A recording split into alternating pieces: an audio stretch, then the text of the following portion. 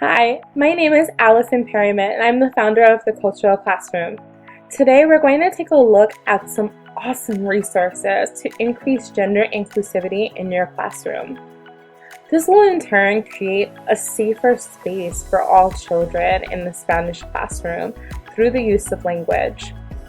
And if you're not really convinced about the importance of language and identity, keep watching this video. A study of youth in grades 7 through 12 found that lesbian, gay, and bisexual youth were more than twice as likely to have attempted suicide as their heterosexual peers. Some risk factors were linked to being gay or bisexual in a hostile environment and the effects that this has on mental health. As a linguist, I can't help but think about the importance of language to a student's development. In English, we have the word they to address a person who is non-binary or who wants to identify as they.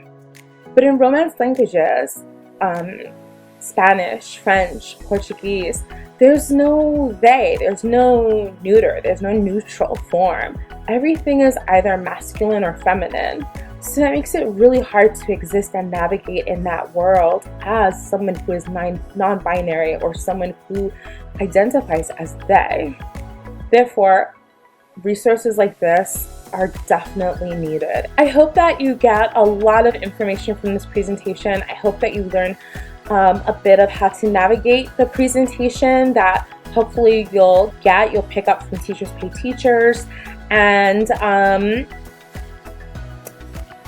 I won't spend a lot of time talking. I will just walk you through the presentation and kind of give you some pointers on how to go through this discussion with your students, and that will be that. All right, so without further ado, and don't forget to like, comment, and subscribe if you like this video.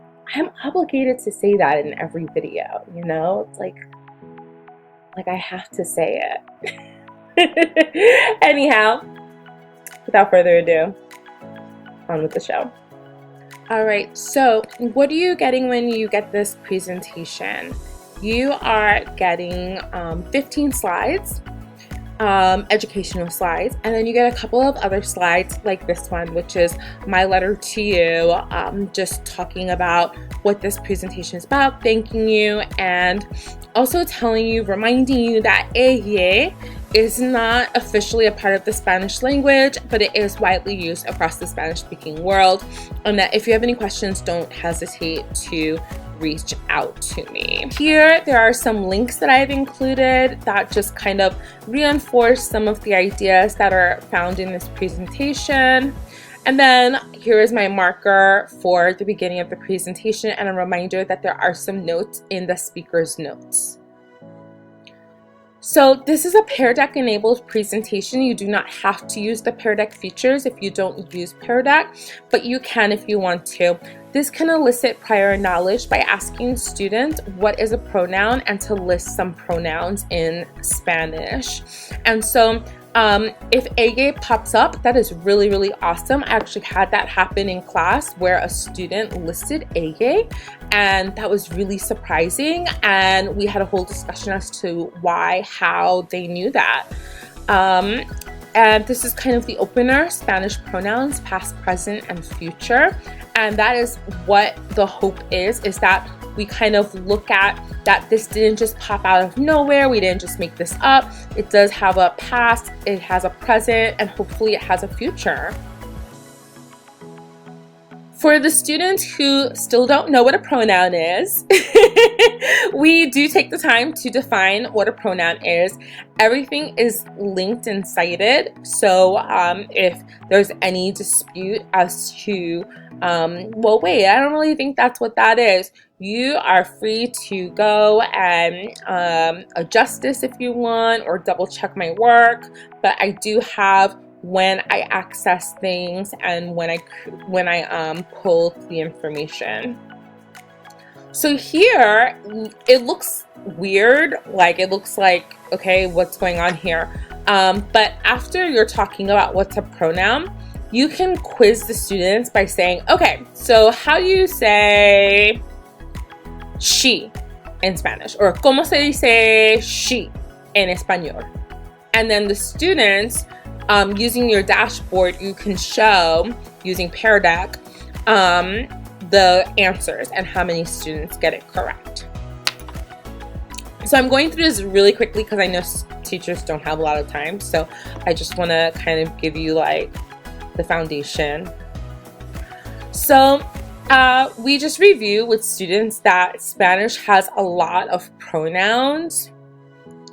It actually has a lot of pronouns because of its mother language, which is Latin. Latin had a ton of pronouns, and I cite where I got this information from. It had a ton of pronouns, and we're actually lucky because Spanish kind of pulled down the pronouns a little bit and kind of simplified the system a bit. We got kind of lucky with the lack of the case system. That leaves us with 12 standard subject pronouns in Spanish that are accepted by the Real Academia Española. All right? So this is what you can share with your students and remind them and reinforce. And I always say to my students, everything at the end of the day boils down to gender and number, number and gender, gender and number, number and gender. Concordancia.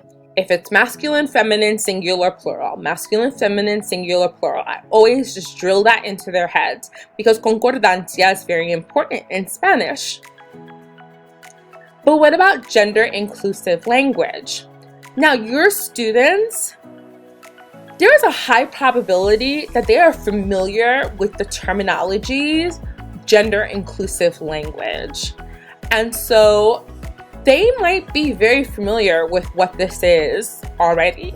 So ask them, and in the Pear Deck, they will respond what they believe gender inclusive language is.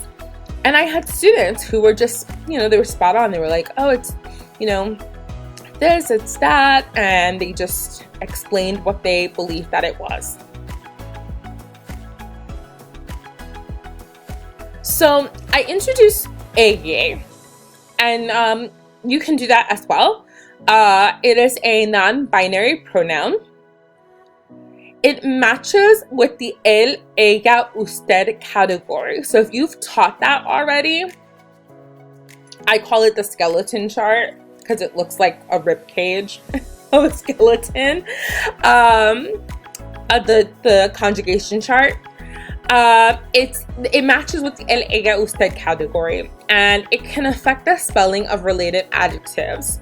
So adjectives that end in O will turn into E. And these images right here, I'm advancing too fast. These images over here are available as well in my TPT store as posters. So you can get them as posters as well. There are two possible histories of Elle. One is that it's a combination of Elle and ella. Another one that I heard in a linguistics class, my master's is in Spanish linguistics, is that it is a derivative of the Latin word for that, which I believe is ilium, something along those lines.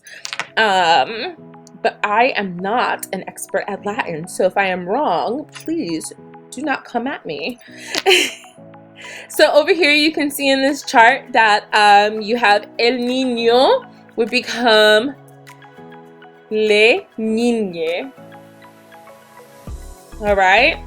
On the next slides, I address that pronouns are important and that elle, just the base form elle, gives us space for those who identify as they. There's a lot of debate going on, but we cannot deny that it is rising in popularity in many Spanish-speaking countries. Here is a chart that shows Elle and the inclusivity of the E form in the different gendered forms. So you can see Elle matches with ellas.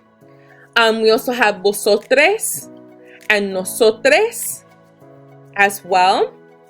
I decided to throw vos in there just because so many countries use vos. It's not necessarily gender inclusive language, but I consider it inclusive language because so many people use vos. It's another form of tú, and yeah, I wholeheartedly support that decision. So we teach the articles now, le and une. All right, so le and une are used as the articles before the nouns. So for example, le niñe, une niñe. The child, a child. And these are the non-binary forms. You add s's, and now they're plural.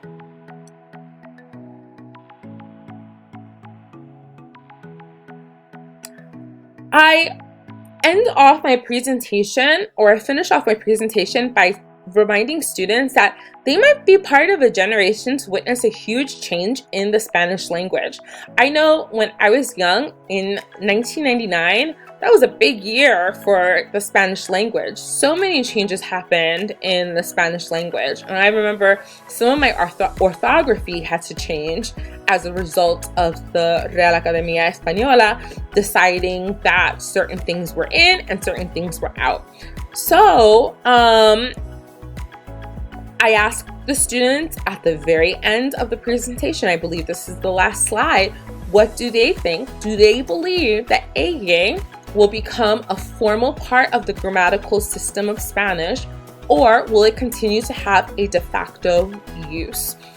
Continuing to remind them that Elle and its counterparts are not formally recognized by the RAE. However, it is used, which brings up a very important question about language. If an academy doesn't recognize it, but it's used by the people, does that mean that it's not valid? I leave you with that question. And with that, that is the presentation in a nutshell. If you have any questions, please let me know. I consulted several people regarding this topic. I did not make up this topic in a vacuum. I'd like to thank everyone that I worked with in making this presentation, in making this project, and I hope to continue to make a whole product line that will help teachers to create a safe space in their classrooms for students.